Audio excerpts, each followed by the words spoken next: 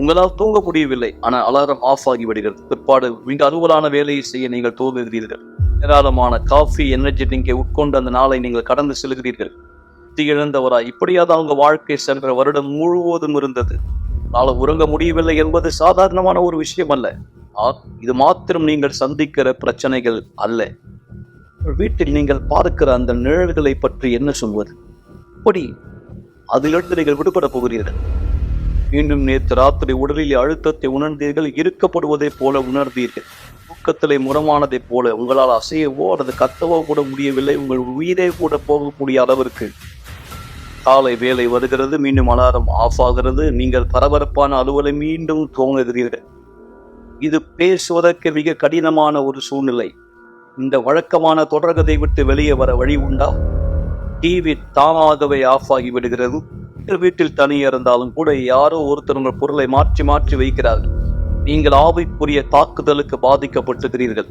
இது 5வது தடவை இந்த மாதம் பதற்றத்திற்கான மாத்திரை வாங்க நீங்கள் மருந்து கடைக்கு சென்றது. இந்த மாதத்திலே அதிர்ச்சி தாக்குதலில் இருந்து உங்களை காத்துக் கொள்ளும்படி இறந்து போன குடும்ப ஒருத்தர் உங்களோடு பேசுவதை போன்ற குரல்களை கேட்கலாம். இது இனி உங்கள் வாழ்க்கையாய் ஒருபோதும் இருக்கக்கூடாது. ஒவ்வொரு வெள்ளிக்கிழமையும் எங்களோடு இணையுங்கள். இந்த தொடர் சங்கிலியில் ஆவிக்குரிய அழுத்தத்திலிருந்து விடுபட 282 அண்ணா சாலை, சென்னையில்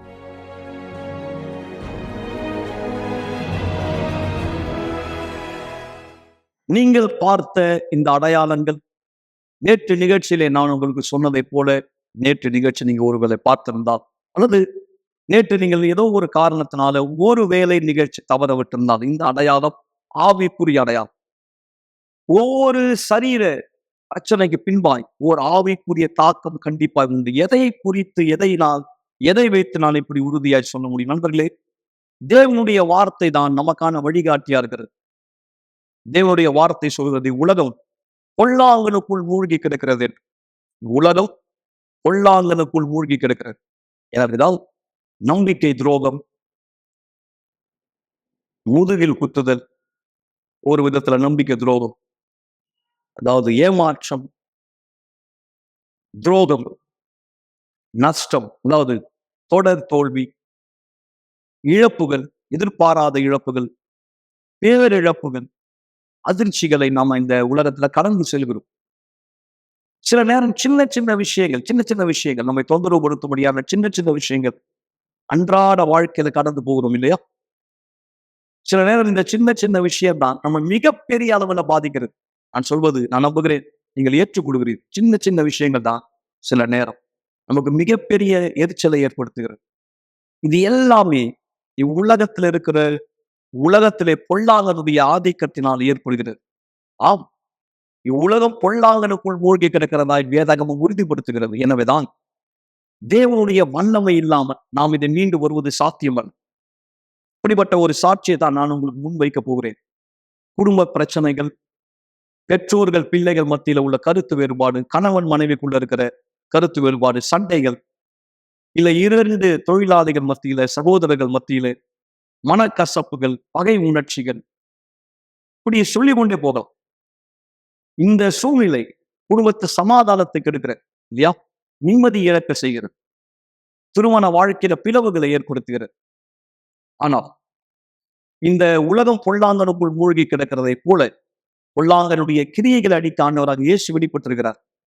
நீங்கள் ஒரு உதவியை தேடுகிற தருணம் கண்டிப்பாய் இந்த இளம் பெண் ஜெயித்தது போல நீங்களும் உங்கள் பிரச்சனைகளை கண்டிப்பாய் ஜெயிக்க முடியும். வணக்கம், என் பேர் ஜெஸ்ஸி. எனக்கு 25 வயசு ஆகுது. நான் என்னுடைய குழந்தை பருவம் நல்லா இல்லை, அவ்வளவு நல்லா இல்லை, மோசமாக இருந்தது. அதாவது என்னுடைய அப்பாவும் சரி என்னுடைய அம்மாவும் சரி எப்பவுமே சண்டை போடுவாங்க. நைட்டில் எங்களுக்கு சரியான தூக்கம் இல்லை, சரியான சாப்பாடு இல்லை. பார்த்தீங்க அப்படின்னா போடுற ட்ரெஸ்ஸு கூட எங்களுதான் இருக்காது. ரொம்பவே ரொம்பவே மோசமாக இருந்தது. எப்போல்லாம் நான் காலையில் எழுந்துக்கிறேனோ அப்போல்லாம் காலையில் எழுந்துக்கவே மாட்டேன். ஏன்னா வெடிக்காலையில் தான் எனக்கு தூக்கமே வரும். ஏன்னா சண்டை பிரச்சனை நிறைய சண்டை போட்டுனே இருப்பாங்க. அவங்களுக்கு வந்து ரத்தம் ஊற்றும். சில நேரத்தில் பார்க்கும்போது திடீர்னு பார்க்கும்போது என்ன சத்தம் அப்படின்னு பார்க்கும்போது அவங்களுக்கு வந்து ரத்தம் ஊற்றிருக்கும், இல்லை சண்டை அவர் அப்பா அடிச்சிருப்பாரு. இதே மாதிரி தான் வந்து என்னோட வாழ்க்கையில் நான் என்னுடைய குழந்தை பருவத்தை போயிட்டே இருந்தது. என்னுடைய குழந்தை பருவத்தில் நான் வந்து சந்தோஷமாக இருந்ததே இல்லை. நானும் சரி என்னுடைய தம்பியும் சரி சந்தோஷமாக ஒரு நாள் கூட இருந்ததில்லை. எல்லா நாளுமே கண்ணீர், அழுகை, எல்லாமே பிரச்சனை, சண்டை, இந்த மாதிரி தான் போயிட்டு இருந்தது. இந்த மாதிரி தான் போயிட்டுருக்கோம். இதனால் வந்து நான் ரொம்பவே பாதிக்கப்பட ஆரம்பித்தேன். அதுக்கப்புறம் வந்து எங்கள் அப்பா எங்களை விட்டு பிரிஞ்சு போனார். இது ரொம்பவே எனக்கு வந்து ஒரு மன அழுத்தத்தை கொண்டு வந்தது. ஏன்னா வந்து எனக்கு வெறுப்பு கொண்டு வந்தது. எல்லா ஆண்கள் மேலாக எனக்கு வெறுப்பு கொண்டு வந்தது. எங்கள் அப்பா மேலே எனக்கு மிக மிக கோபம் கொண்டு வந்தது. கிட்டத்தட்ட நான் அவரை கொல்லணுன்ட்டு கூட நான் நிறைய நேரத்தில் வந்து யோசிச்சிருக்கேன். சில நேரத்தில் வந்து நான் ஒரு இடத்துல வந்து நான் போகும்போது ஒருத்தர் வந்து இது பண்ணிட்டு இருந்தார், சண்டை போட்டுட்டு இருந்தார். அப்போ நான் கேட்கும் போது நான் வந்து எனக்கு இது கற்றுக் கொடுங்க, ஏன்னா நான் வந்து என்னுடைய அப்பாவை வந்து நான் சாவடிக்கணும் அப்படின்னும் போது அவர் என்னை மேலேருந்து கீழே வரைக்கும் பார்த்துட்டு போயிட்டார். அதுக்கப்புறம் வந்து நான் தனியாக வந்து இந்த சண்டை போடுறதை பற்றி கற்றுக்க ஆரம்பித்தேன். ஏன் அப்படின்னா முக்கியமான ஒரு நோக்கம் என்னுடைய அப்பாவை நான் சாவடிக்கணும். ஏன்னா நான் நார்மலாக அவர் வந்து கத்திலையோ இல்லை வந்து வேற எதுலையோ குத்தி உடனே உயிர் போகக்கூடாது. அவர் வந்து நிஜமாக அந்த வலியை வந்து உணரணும், அவர் வந்து பயங்கரமாக அந்த வலியை அனுபவிக்கணும் அப்படின்னு நினச்ச ஒரு நாள்லாம் இருக்கு. அப்போ அதுக்கப்புறம் வந்து நான் எங்கெல்லாம் போகிறனோ அங்கெல்லாம் வந்து நான் ஆண்களை வெறுக்க ஆரம்பித்தேன். ஸ்கூலில் எனக்கு நிறைய ஃப்ரெண்ட்ஸ்லாம் இல்லை. ஏன்னா வந்து நான் பழகவே மாட்டேன் ரொம்ப பேர் கூட. நான் வந்து ரொம்பவே கோவமாக இருப்பேன், ரொம்பவே வந்து முரட்டுத்தனமாக இருப்பேன், கோவப்படுவேன். அதுக்கப்புறம் ரொம்பவே மூடியாக இருப்பேன். அதுக்கப்புறம் எல்லாமே வந்து நான் எப்போல்லாம் ரோட்டில் போகிறேனோ அப்போல்லாம் வந்து இல்லை, எனக்கு வந்து ஒரு சத்தம் கேட்டுகிட்டே இருக்கும், இல்லை வந்து நீ வந்து அது பண்ணாத, நீ வந்து செத்துரு, ட்ரெயினில் போக சொல்ல, பஸ்ஸில் போக சொல்ல கீழே விழுந்துரு அப்படின்ட்டு வந்து நிறைய நேரத்தில் வந்து எனக்குள்ளே வந்து அந்த குரல் கேட்டிருக்கு. ஆனால் வந்து நான் முயற்சி பண்ணதில்லை, அந்த பயம் இருக்குது. ஆனாலும் வந்து ஒவ்வொரு முறை நான் ஸ்கூலுக்கு போக சொல்ல, வெளியில் போக சொல்ல அந்த மாதிரி சத்தம் கேட்டுகிட்டே இருக்கும். எனக்கு என்னை யாரோ பார்த்துட்டு இருக்க மாதிரி இல்லை நிற்கிற மாதிரி எப்போவுமே வந்து எனக்குள்ளே வந்து அந்த இது இருந்துகிட்டே இருந்தது. அந்த பயமும் அந்த ஒருத்தங்க இருக்காங்க அப்படின்ற ஒரு எண்ணமும் இருந்துட்டு. அதுக்கப்புறம் வந்து நான் ஆலயத்துக்கு வர ஆரம்பித்தேன். ஏன்னா என்னுடைய அத்தை வந்து அவங்க தான் முதல்ல ஆலயத்துக்கு வர ஆரம்பித்தாங்க. அதுக்கப்புறம் நான் ஆலயத்துக்கு வர ஆரம்பித்தேன். அப்போ பார்த்தீங்கன்னா கிட்டத்தட்ட வெள்ளிக்கிழமை கூட்டத்தில் நான் சில நேரத்தில் வந்து அதாவது அசுத்தத்தினால வந்து வெளிப்படுத்தவும் ஆரம்பித்தேன். ஏன்னா வந்து அசுத்தத்தினால எனக்குள்ளே இருக்கக்கூடிய தவறான விஷயத்தினால அதனால வந்து வெளிப்படுத்த ஆரம்பித்தேன் ஒவ்வொரு நாளும். வெள்ளிக்கிழமை, குறிப்பாக வெள்ளிக்கிழமை நான் வந்து அசுத்தத்தினால வெளிப்படுத்த ஆரம்பித்தேன். அதுக்கப்புறம் என்னுடைய வாழ்க்கை ஒவ்வொரு நாளும் அங்கே வந்து கேட்க சொல்ல எனக்கு யாராச்சும் வந்து சந்தோஷமாக இல்லை வந்து என்னை வந்து கூப்பிடும்போது எனக்கு வந்து அது பிடிக்காம இருந்தது. நான் வந்து அவங்கள சந்தோஷமாக என்னை பார்க்குறாங்களா இல்லை அன்போடு பார்க்குறாங்களா, நான் வந்து அவங்கள வெறுக்க ஆரம்பித்தேன். இதே மாதிரி தான் ஆலயத்தில் வந்து சந்தோஷமாக என்னை கூப்பிட்டாங்க. எனக்கு பிடிக்கவே இல்லை. ஒரு மாதம் இல்லை 2 மாதம் வந்து எனக்கு அது பிடிக்கவே இல்லை. நான் போக பிடிக்கல. திருப்பி அதுக்கப்புறம் வந்து என்னை ரொம்ப ஃபோர்ஸ் பண்ணி இட்டுட்டு போனாங்க. ஃபோர்ஸ் பண்ணி இட்டுட்டு போகும்போது அதுக்கப்புறம் நான் தொடர்ந்து போக ஆரம்பித்தேன். நிஜமாக என்னுடைய வாழ்க்கையில் பார்த்தீங்க அப்படின்னா நான் கீழ்ப்பணிந்து போனது அதுதான். நான் ஃபஸ்ட்டு வந்த சர்ச்சுக்கு நான் போக ஆரம்பிச்சுட்டே இருந்தேன். அதுக்கப்புறம் வந்து பாஸ்டர்ஸ் அவங்க ஒய்ஃப் தான் எனக்கு உதவி செய்ய ஆரம்பித்தாங்க, அவங்களுடைய மனைவி. ஸோ 2 பேருமே வந்து எனக்கு உதவி செய்ய ஆரம்பித்தாங்க என்னுடைய வாழ்க்கையில்.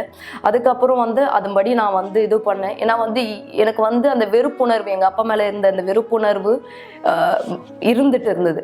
அதுக்கப்புறம் நான் அதிலேருந்து மனம் மாற ஆரம்பித்தேன். ரொம்பவே கஷ்டமாக இருந்தது அதை விட்டு கொடுக்குறது, அந்த கோவத்தை விட்டு கொடுக்கறது. ஆனால் வந்து எனக்கு அந்த செய்தி இது போல் யார் வந்து வஞ்சனையோ வெறுப்போ அவங்க மனசில் வச்சுருக்காங்களோ அவங்க தேவனுடையவர்கள் இல்லை அப்படின்ட்டு. அதுக்கப்புறம் வந்து பண்ண ஆரம்பித்தேன்.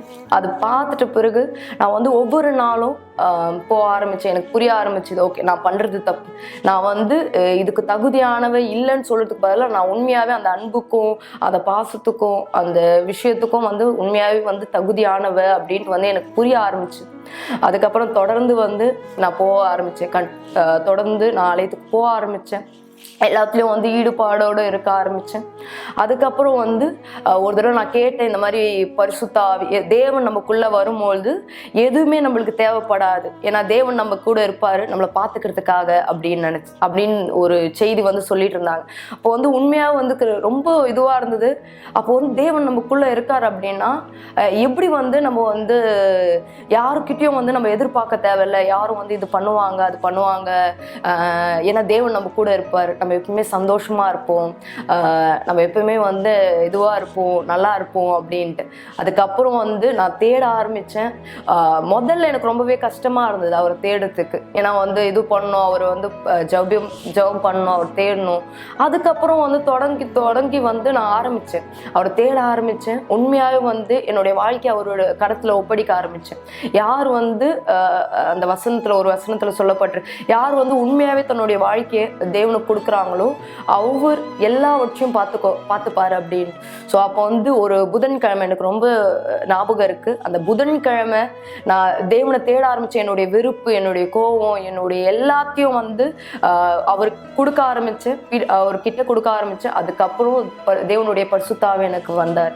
ஸோ ரொம்பவே சந்தோஷமான நாள் அந்த நாள் அப்படின்னு சொல்லலாம். நான் பிறந்ததுல இருந்து அந்த நாள் சந்தோஷத்தை நான் அனுபவிச்சதே இல்லை. இன்னைக்கு வரைக்கும் அந்த சந்தோஷம் எனக்குள்ள இருக்கு, அந்த சமாதானம் எனக்குள்ள இருக்கு. நான் இன்னைக்கும் வந்து எந்த ஒரு விஷயத்துக்காகவும் நான் வந்து அழுதில்லை, ஏன்னா தேவன் என்னோட இருக்கார், அவர் என்னை வழிநடத்துறார். இந்த சாட்சியை கவனித்த உங்களுக்கு ஆச்சரியமா இருந்திருக்கலாம் கண்டிப்பா. ஆனால் அதே சமயத்துல என் வாழ்க்கை போல இருக்கிறது என்று பலர் யோசித்திருக்கலாம். ஒருவேளை உங்களுடைய நண்பர்கள், உறவினர்கள், அக்கம் பக்கத்துல உள்ளவர்கள் வாழ்க்கையும் கூட இதை பிரதிபலிக்கும். ஆனால் தெரிந்து கொள்ளுங்கள், வெள்ளிக்கிழமை இந்த ஆவிக்குரிய தாக்கத்தை எதிர்த்துதான் விசுவாசத்தின் ஜெபம் செய்யப்படுகிறது. நாளை இரவு 7 மணி விசேஷமாய், காலை 8 மணி 10 மணி, மதியம் 3 மணிக்கு உண்டு. ஆனால் விசேஷமாய் 7 மணிக்கு நான் உங்களை வரவேற்கிறேன். இந்த நேரத்தில் மக்களே, நீங்கள் யார் என்ன பார்த்து கொண்டிருக்கிறீங்களோ, இந்த தருணம் ஒரு சிறு வீடியோ நான் உங்களுக்காக காண்பிக்க விரும்புகிறேன். இயேசு கிறிஸ்துவானவர் எருசலேமுக்குள்ளே நுழைந்த அந்த தருணம் இந்த ஞாயிற்றுக்கிழமை எல்லா யூனிவர்சல் ஆலயத்திலும், சென்னையிலே, மேலும் மும்பை, ஹைதராபாத்தில் உள்ள நம்முடைய ஆலயத்திலும் நடைபெறப் போகிறது. குருத்து ஞாய். நான் உங்களை விசேஷமாய் இந்த ஞாயிற்றுக்கிழமை குடும்பத்தோடு, நண்பர்களோடு, உறவினர்களோடு வரவேற்கிறேன். ஆண்டவராக இயேசு கிறிஸ்துவை நாம் நம் வாழ்க்கையிலே வரவேற்பதனுடைய ஒரு அடையாளத்தின் நினைவு கூறுதலின் நாளாக வீடியோ கவனிகள். இப்பொழுது குருத்து ஞாயிறு இயேசு கிறிஸ்துவை எருசலேமில் வரவைத்த மிகப்பெரிய கொண்டாட்டமாயிருந்தது. அவர்கள் குருத்தோலையும் ஆடையும் பிடித்து அதை கீழே வைத்தார்கள். தேவகுமாரன் உள்ளே நுழைய பாதைகளை திறந்தார்கள். நீங்கள் அழைக்கப்படுகிறீர்கள், இதே கொண்டாட்டத்தில் நீங்கள் கலந்து கொள்ள. இந்த ஞாயிற்றுக்கிழமை 24ஆம் தேதி உங்கள் குருத்தோலையை ஆயத்தப்படுத்திக் கொள்ளுங்கள். இது உங்கள் வாழ்க்கையில் ஒரு புதிய தொடக்கத்தை குறிக்கப் போகிறது. இந்த ஞாயிறு 9:30 மணிக்கு 282 ஆயிரம் விளக்கு அண்ணா சாலை மற்றும் உங்கள் அருகாமையில் இருக்கிற யூனிவர்சல் ஆலயத்திலும் கூட இது நடைபெறும். இந்த நிகழ்வை பார்த்த நீங்கள் கண்டிப்பாய் நானும் கூட அந்த நாளை குறித்து யோசிக்கிறேன்.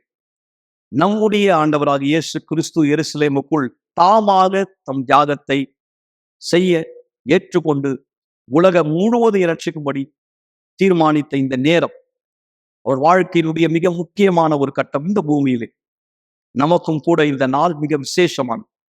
நண்பர்களே, ஆண்டவராக இயேசுடைய வருகையினுடைய மிக பிரதானமான நோக்கம் இந்த உலகத்தில் அவருடைய கடைசி நாட்களை முடித்து அவரை பூமியை விட்டு விலகுகிற அல்லது பிரிகிற நேரம், அவருக்கு பதிலாக ஒருவரை இந்த உலகத்துக்கு அனுப்பும்படியான ஒரு நிகழ்வு தான் இந்த இடத்துல மிக சரியா நடந்தது.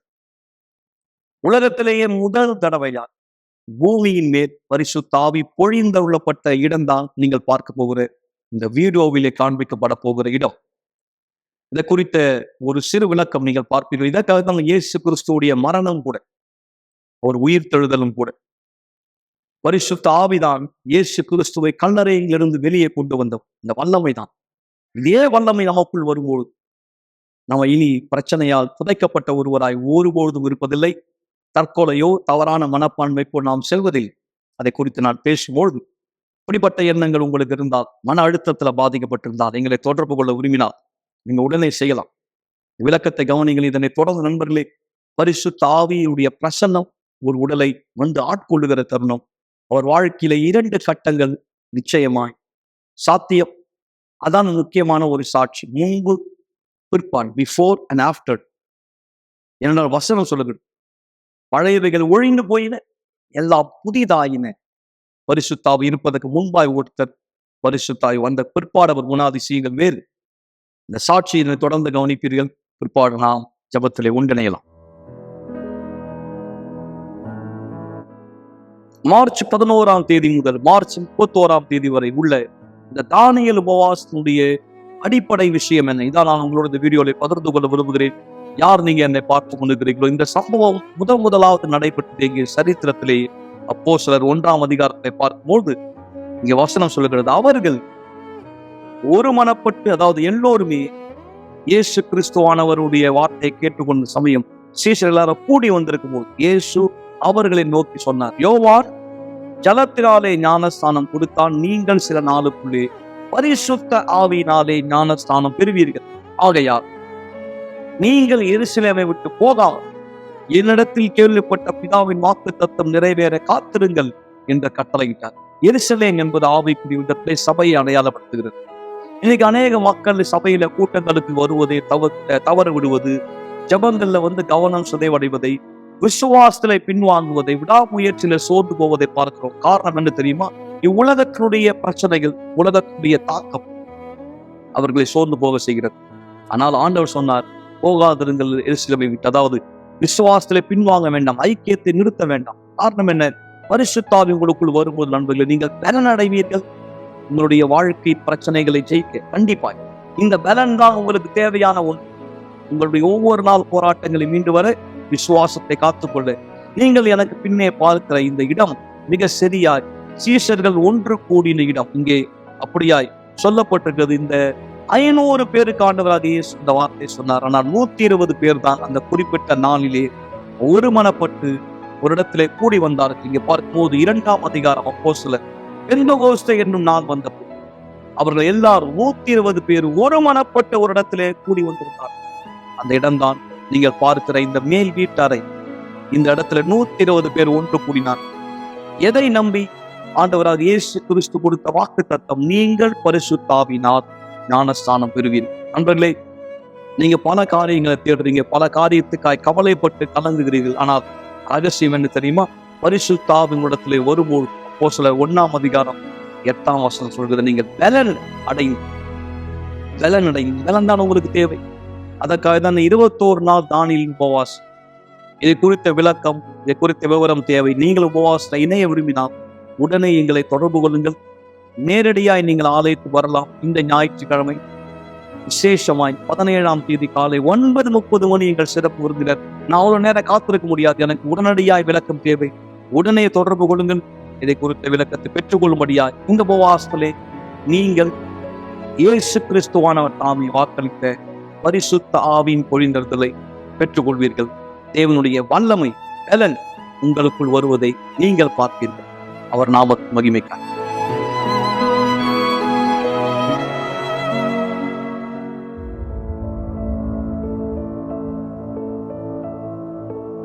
அவரை பத்தி பேசினாலே எனக்கு கோவம் வரும், அவருடைய பேர் எடுத்தாலே எனக்கு கோவம் வரும், இல்ல அவரை சம்பந்தப்பட்ட விஷயத்தை ஏதாவது நான் பார்த்தா எனக்கு கோவம் வரும்.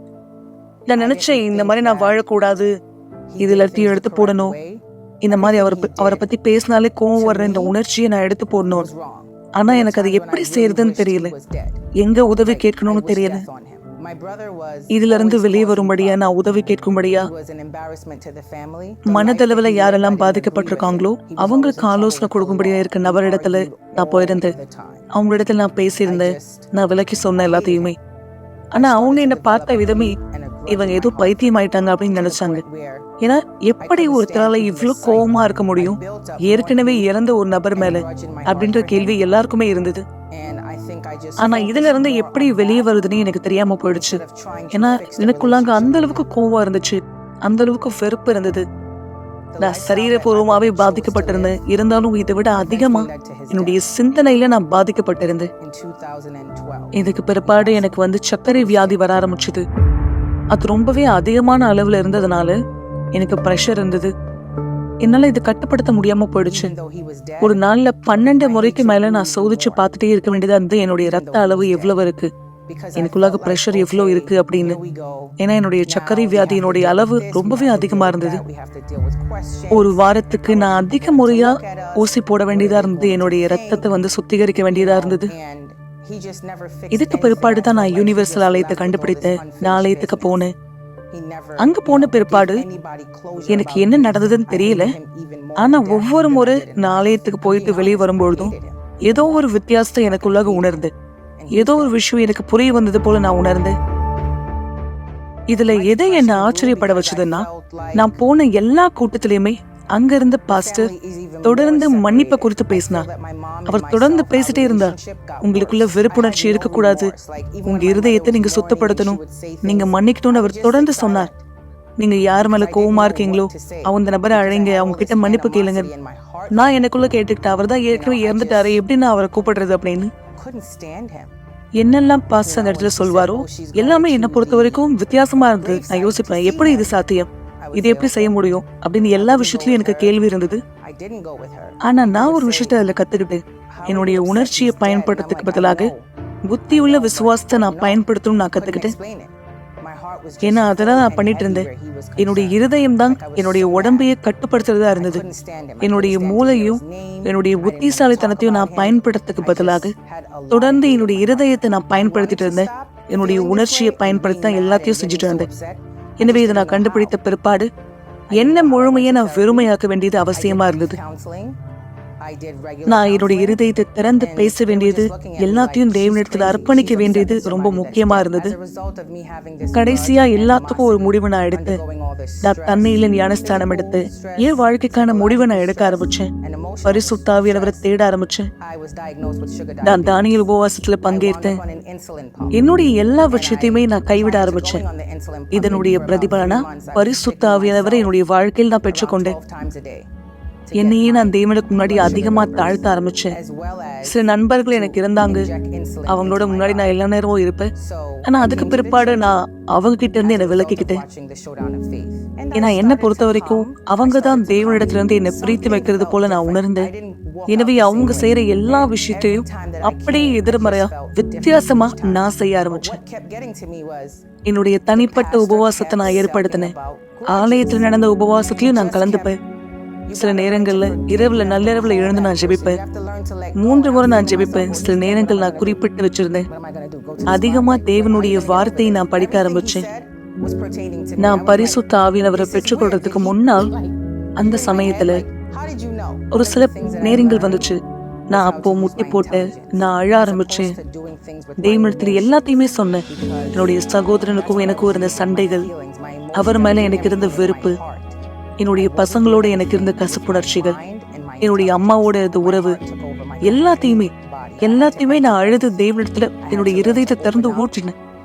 அந்த நேரத்துலதான் தேவனுடைய ஆவியானவரை நான் பெற்றுக்கொண்டேன். நான் புரிஞ்சுக்கிட்டேன், தேவன் என்னை மன்னிச்சிட்டாருன்னு. அந்த நேரத்துல இருந்துதான் என்னுடைய வாழ்க்கையினுடைய வித்தியாசங்கள் துவங்க ஆரம்பிச்சது. என்னுடைய சகோதரனை குறித்து நான் யோசித்தேன். நான் அவரை நினைச்சு பார்த்தேன். நான் அவரை மன்னிச்சிட்டேன்னு எனக்கு தெரியும். அவரை பத்தி பேசும்பொழுதோ அதுக்கு பிற்பாடு அவர் சம்பந்தப்பட்டதை பார்க்கும்பொழுதோ எனக்கு இனிமேல் அவர் மேல கோபம் வரல. பரிசுத்த ஆவியானவரை என்னுடைய வாழ்க்கைக்குள்ளாக நான் பெற்றுக்கொண்ட பிற்பாடு எனக்குள்ளாக இருந்த மிகப்பெரிய பாரம் என்னை விட்டு போச்சு. ரொம்பவே இலகுவா நான் உணர்ந்தேன். எனக்குள்ளாக இந்த பொறுமை, இந்த சமாதானம் தேவனுடைய ஆவியை பெற்ற பிற்பாடு மட்டுமே எனக்கு கிடைச்சது.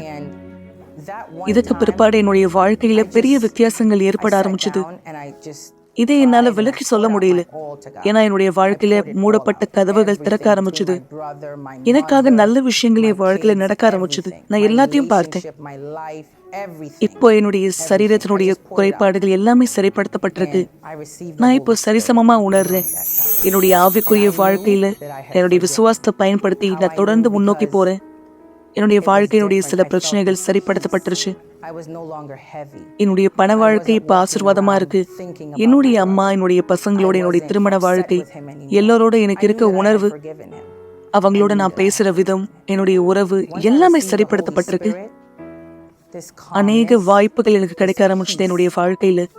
என்னுடைய வேலை சம்பந்தப்பட்டமா நிறைய இடத்துக்கு நான் பயணம் செய்து போறேன். நான் எல்லாத்தையும் புதுசா கத்துக்கிறேன். 4 வருஷத்துக்கு முன்னாடி எப்படி ஒரு மோசமான உணர்ச்சியோட ஒரு பெண்ணா நான் இருந்தனோ, இனிமேலும் அப்படி நான் கிடையாது. அப்ப நான் எப்படி இருந்தனோ அதை விட முற்றிலும் வித்தியாசமா நான் இப்ப இருக்கேன். இப்ப எனக்குள்ளாக அந்த பொறுமை இருக்கு, நிதானம் இருக்கு, தேவனுடைய சமாதானம் எனக்குள்ளாக இருக்கு. நான் இப்போ சில மக்களுக்கு உதவி செய்யறேன். தேவனுடைய வார்த்தையை அவங்களுக்கு கொண்டு சேர்க்கிறேன். தேவனுடைய ராஜ்யத்தையும் அவருடைய நீதியும் தேடுங்கள், பிற்பாடு அனைத்தும் உங்களுக்கு கூட கொடுக்கப்படும். இந்த வசனம் என் வாழ்க்கையில நிறைவேறினது நான் கண்ணால பாக்குறேன். என்னை சுத்தி இருக்க மக்களோட எனக்கு இருக்க உறவு மற்றும் தேவனோட எனக்கு இருக்க உறவு எல்லாமே அருமையா இருக்கு.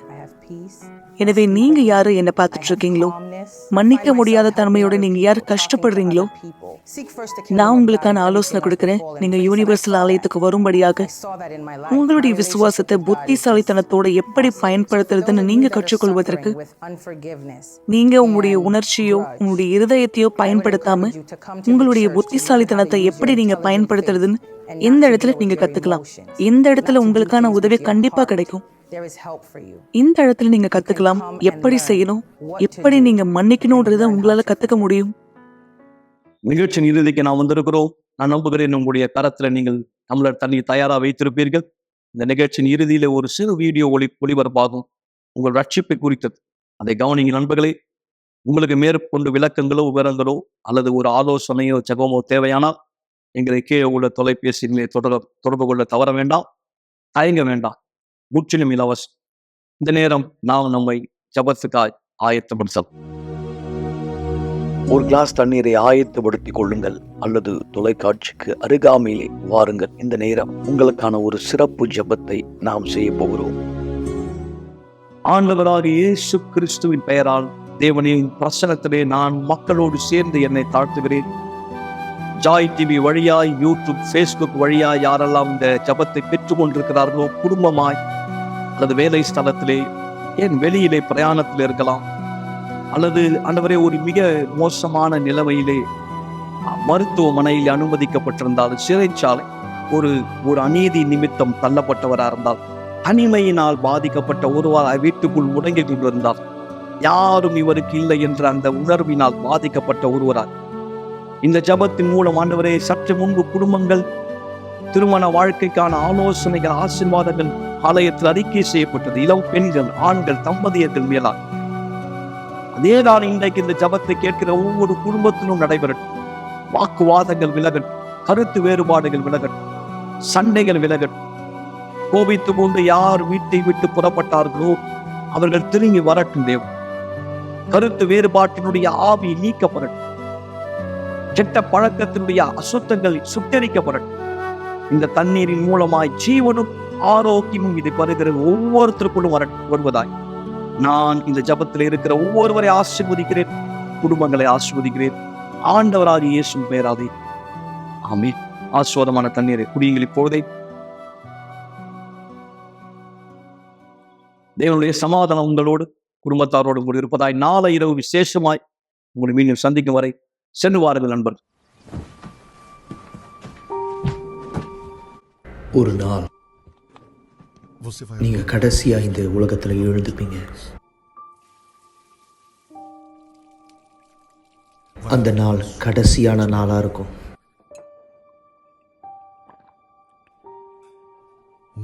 கடைசியா ஒரு முறை நீங்க காலை உணவை சாப்பிடுவீங்க.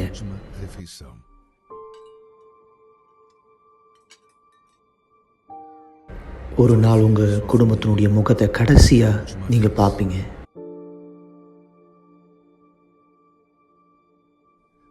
உங்களுடைய கடைசியான வார்த்தையை சொல்லுவீங்க.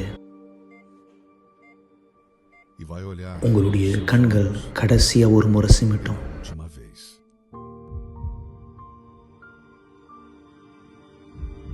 உங்க இருதய துடிப்பு கடைசியா ஒரு முறை துடிக்கும்.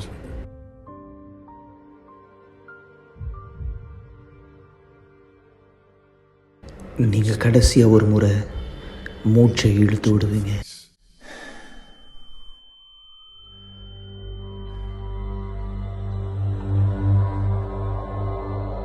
அந்த நேரம் உங்களுடைய ஆவிக்குரிய கண்களை திறக்கப்படும்.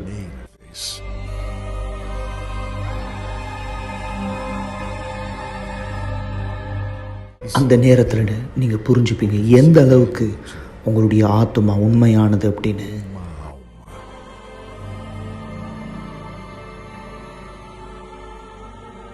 அந்த நாள் இந்த பூமியில் நடந்தது எல்லாமே உங்களுடைய ஆத்மாவை காப்பாற்ற மட்டும் நீங்கள் புரிஞ்சுப்பீங்க. கடைசியாக ஒரு முறை நீங்கள் அதை பார்க்குற நேரம் உங்கள் ஆத்மாவை வந்து கொண்டு போகிறது யாரு? அந்த நேரம் நீங்கள் யார்கிட்ட உங்கள் நேரத்தை கொடுத்தீங்களோ, யார்கிட்ட உங்கள் நாளை கொடுத்தீங்களோ, யார்கிட்ட உங்கள் விருப்பத்தை செஞ்சீங்களோ, யாரை நீங்கள் வணங்குனீங்களோ, இந்த வாழ்க்கையில் இது உங்களை பதட்டப்படுத்துதா இல்லை இது உங்களை உறுதிப்படுத்துதா? உங்கள் கடைசி நாள் இந்த பூமியில் உங்களுடைய முதல் நாளாக அமைய போது பரலோகத்தில் தேவனோடு சந்தோஷமா அல்லது நித்திய கால மரணம் நரகத்தில்?